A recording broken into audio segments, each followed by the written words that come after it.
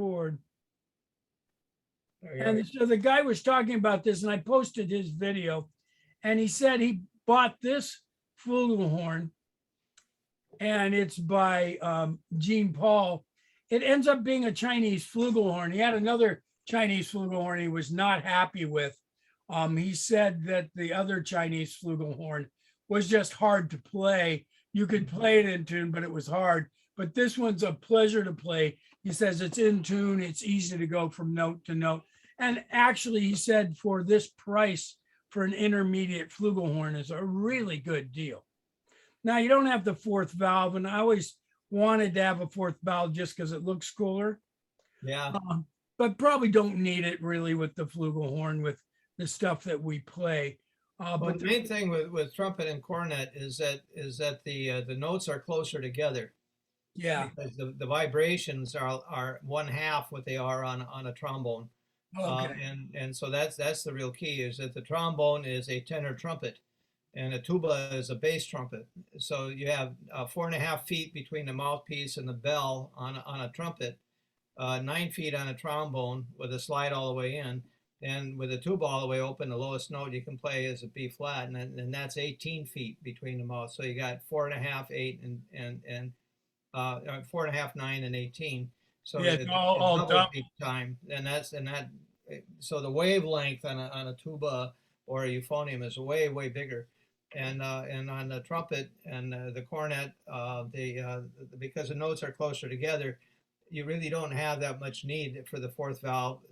But on a professional horn, for a baritone or a euphonium, you really should have a fourth valve. Well, even the trombones have the fourth valve. It's a trigger, I think. Yeah, if they have F, yeah. But that works the same way as our fourth valve here, because when I push my fourth valve, it takes me into the key of F. Okay. Yeah, so that it makes a lot of difference. The one thing that I found that was interesting when they're talking about bore size, they're actually measuring the size of this second valve Right. slide. So, Right. and I did not know that. And so, if you have a cornet that's heavier, you should get a much darker tone.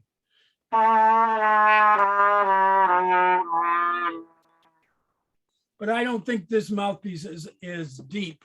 I have a shallower mouthpiece. So if you really want the dark tone, you want to get a deep mouthpiece. Yeah, deeper, and a funnel is probably preferable on the flugel. Cornet is up to you. Yeah, cornet maybe, depending upon what you want to do. So the other thing I looked at a little bit, and I'm going to stop the screen share and share again. I found wooden mouthpieces. Let's see if I've got it up. Maybe Yeah, I was looking for your link, and I saw that just for a second. I didn't look at it. Yeah, now there was a guy that was doing wooden. Yeah, I don't think I've got it up anymore. So let me stop the share, and I'll just go YouTube real quick. Oh, there he is. This guy here, I'll open it and then I can share and share alike. Na na na na na na na na. Yeah, it's good. It's getting warm now. Yes. So this guy, I don't see him. I opened him up. Okay, there he is. And he was playing the wooden mouthpieces. And Oh, this guy. yeah. And I didn't like the sound. Now, No, it probably depends on the mouthpiece, but you're not going to get the resonance on wood that you get in metal, because the metal will vibrate better. but I watched one video where a guy was playing the wood on the flugel and it gave him a very dark tone. Yeah. And so that was good. The problem with this guy is, and he showed the different mouthpieces and he played them on a few different instruments. But I don't want to post it because he uses the F word quite frequently. Oh yeah, he's one of those. Yeah, and it just didn't make sense to use the F word. Not that I was offended. I'm just not going to post it on my trumpet by Doug. So it did give you a very mellow tone, and I think for a flugelhorn it might work. And they do have them for euphoniums. Yeah. Well, And you know, for a lower mouthpiece, it might be okay actually. the elk horn has a wooden mouthpiece. The what horn? Elk horn. Is In that Switzerland, Swedish yeah, one? they have these Oh yeah. long, skinny things Oh yeah, yeah, they're about 13 or 14 feet long, and I think they use them to call down the valley so that they can say that the sheep are coming or the goats are coming or something, and so they're communicating with each other as they're going through the valleys. But so as a traditional instrument, they've had it for like centuries, but it uses a wooden mouthpiece. And in Tibet, of all places, they have something that looks like an alp horn, but it's a ribbed thing, and it's very long, and it has a really low resonance, and it's a horrible sounding thing. And but you see that movies about the Chinese emperor or something, you'll hear this wah wah. That's that big old that's that big Tibetan horn. Yeah. Okay, But, I just thought the wood ones were interesting, and if you bought a lathe, you could probably make your own wood ones. Um, well, if you're going to march in the ice and snow, it probably is more preferable than brass because it's not as cold. yeah, and also if it's that low pitch, it really projects well. Yeah. We actually hear off of Coronado, where they have the naval base there, they have undersea communications, which is really, really low pitch frequencies, which you can hear for Right. miles and miles and probably drives the whales batty. So they Yeah, communicate it's that called well. VLF. Actually, it's a very low frequency. Oh, very good. VLF. Yeah, and they have a cable that goes behind the submarine, and they can extend it out and for so many feet down, 100 feet or something. But this thing goes behind the submarine, and it's like hundreds of feet long. Oh boy. So when they tangle with something or it breaks or something, that's a big sit rep they got to write to tell their bosses, hey, we lost your antenna, you know. Yeah, it's a, what do they call it, a towed array or something? Yeah, it's a towed array. Yeah. Yeah, yeah, and they go out for a long, long distance. It was And interesting. in Michigan, the Upper Peninsula is all iron ore.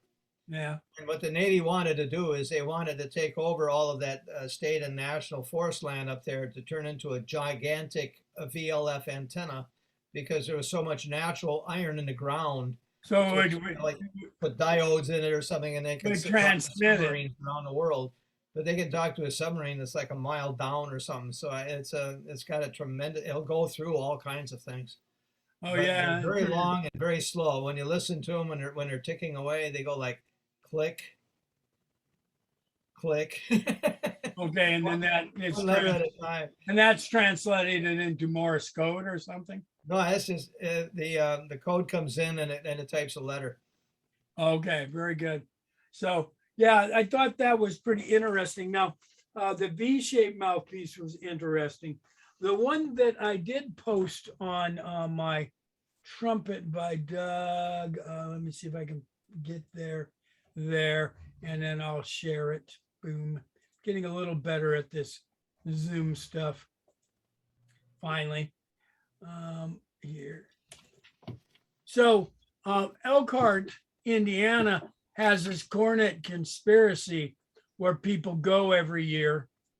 Oh, cool. Look at that horn. Early Black Friday deals start and now we'll skip at this. Sweetwater. Save up to 60% on gear from. And so they have all these different horns that people come and play. Probably a bigger variety than in a museum. And then they have all the different, and this one guy had these different mouthpieces that he collected, and they were for famous persons. So he has one from Satchmo, he has one from Maynard Ferguson. This is a Maynard, yeah. So I thought that was kind of interesting. First trumpet player at NBC. I like Louis. We'll go back just a second. We'll get, oops.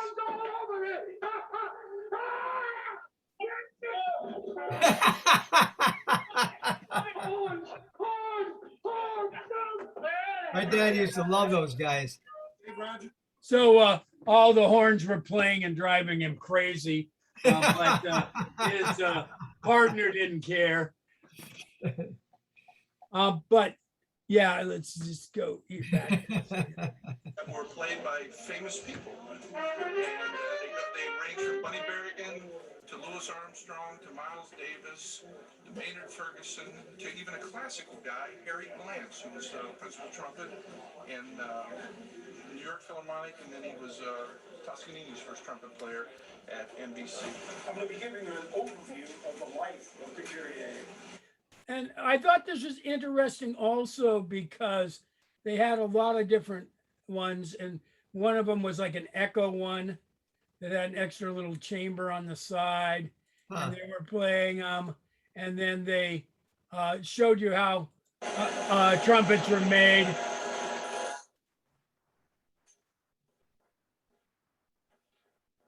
Cool. And that's the bell, but then you have to cut the flask off and you have to put on a mandrel and pound it until you can solder the seam. But then it looks more like a tulip the way it's bent. Like this when they go around. And then finally, after they get the tulip soldered, which I think is somewhere in here. I think the reason they do that tulip shape is that when they're shaping it, it stretches it. Yeah, yeah, and so they don't want to stretch it. They just want to get the edges to touch, so they bend it, and then they put it on this mandrel, which they spin it around and around. And here they are soldering it. So look at that. Yeah, that's like a tulip.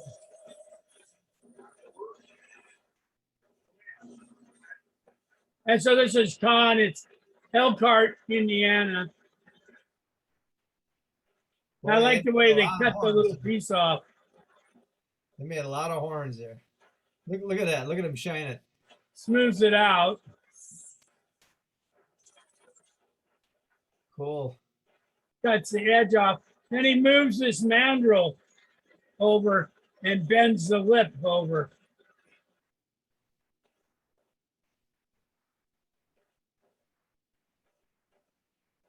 Isn't that something?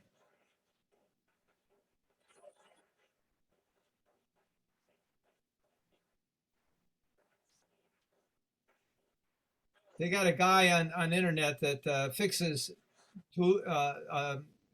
instruments, broken instruments. Yeah. Instrument repair. What's his name? His name is Lay or something. And it's really fun to watch it when he gets these trombones and things and cornets in it are crushed. And he shows how he does this part and does this part and does this part. It's they're really skilled tradesmen. Yeah, the bus ran over one of the soprano bugles, and I don't think somebody can fix that. It's really flat. So. We had a guy here that had a sousaphone that some artist had, and he turned it into a decoration in a garden. So he flattened it, and this guy bought this flattened sousaphone, and he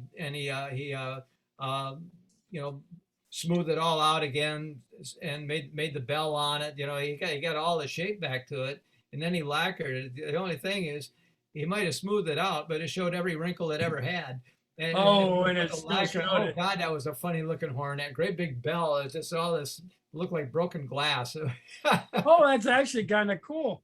I had a friend who had a Volkswagen that was all rusted and patinaed, but the patina was beautiful. So he said, "Oh, I'll just lacquer over as a put a clear coat over it," and left it, and it was very interesting.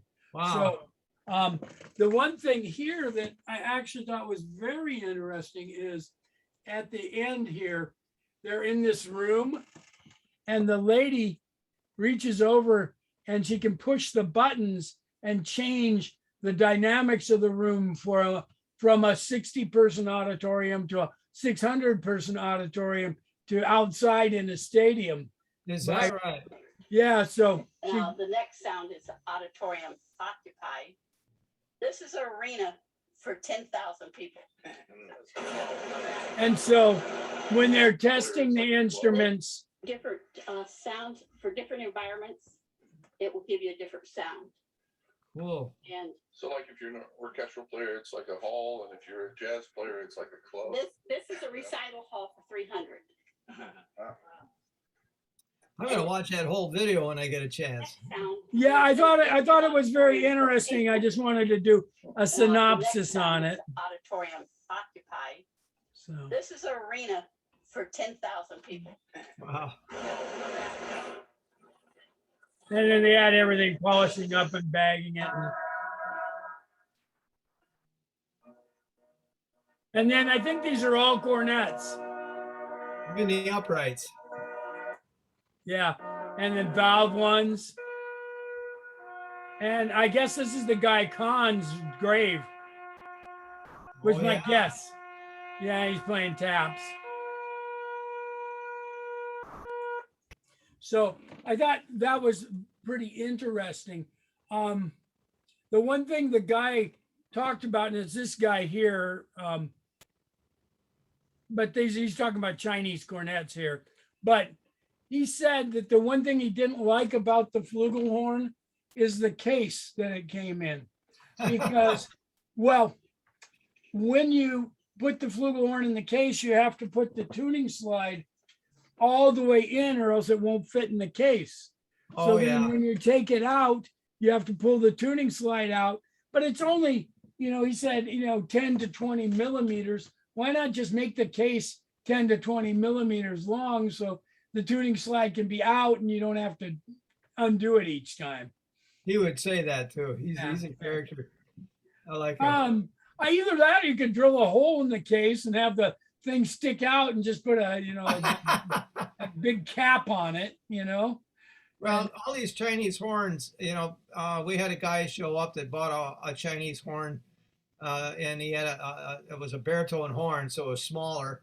He was about 80 years old, and he came in with this damn thing, and he wanted to learn how to play it, and so he joined our band, and we tried it, and at that time we had Christian Riesebeater with us, and he's a very fine euphonium player. Learned how to play with the Salvation Army, and he couldn't make it sound like anything but a foghorn. It was awful.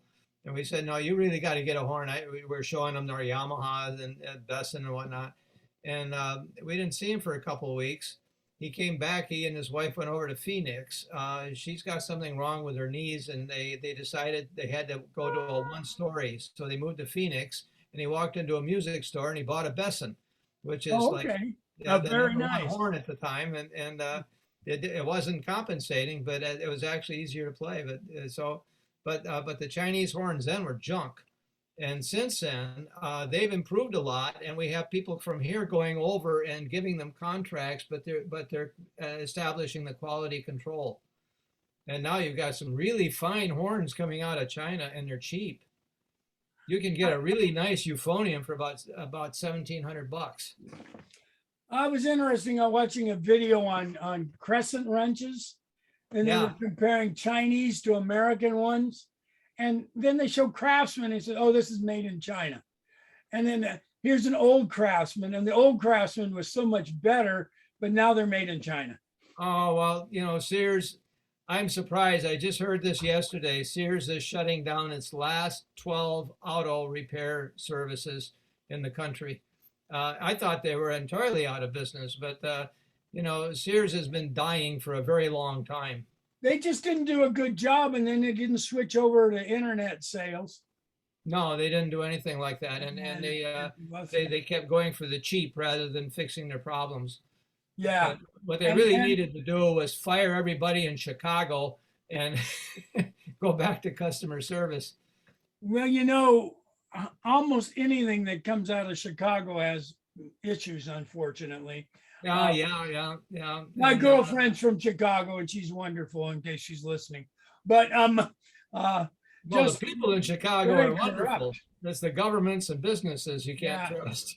And anytime you want to go cheap instead of going with quality, and that was the advantage of Craftsman, is they were really quality, and they had that lifetime guarantee. If it broke, you could take it back. And what people were doing were going to swap meet and finding broken ones and just returning them because you didn't have to have the receipt or anything. And but finally they started going. We'd go in and give them a broken screwdriver, and they would get the same one, give you the good one and throw the old one in a box, and that got recycled. They Yeah. didn't sell it. That got melted down or something. But Yeah, yeah. but yeah, there were a lot of them around. But the alternative to that was Snap-on, which is very expensive professional tools. So if you were a mechanic and you didn't have a lot of money, you bought Craftsman, and they're almost as good. Yeah, yeah, yeah. And Snap-on were really good, but yeah, they're very expensive. So, all right. Well, that's the meeting for the night. I thought just a few of those things were interesting, but I really did like this room where they could make it sound like any area. I guess these That's just- fascinating. Yeah, yeah. It's interesting if you ever go to Sydney, the Opera House has like 4 different chambers and they're made for different types of music, orchestra, jazz, rock and roll. Oh, I didn't know that. Yeah, so the designer designed the size and the shape to be acoustically better for that type of music. So that's why it looks like clamshells. Yeah, and the outside is nice and it's tiles and all that, but inside it's all a very special Australian wood that's really good acoustically. So if you do go pay, I think it, when I went, and it was 2001, it was a $15 tour to go and look inside. But it was worth it because it's just very beautiful, all the wood inside. But also when we were there were one orchestra and then a singing group practicing. And so you got to hear it, the different acoustics. It was interesting, very interesting. Nice. So yeah, well worth it. If I ever get there, I will do that. Well worth the money to pay for it. I stayed in King's Cross, and unfortunately, I didn't know that was the scariest part of Sydney. Where all the it was cheap, and it was cheap because that's where all the casinos, all the brothels, all the crime is. Yeah. And so I didn't really notice, but I gradually was looking around going, well, this is kind of seedy.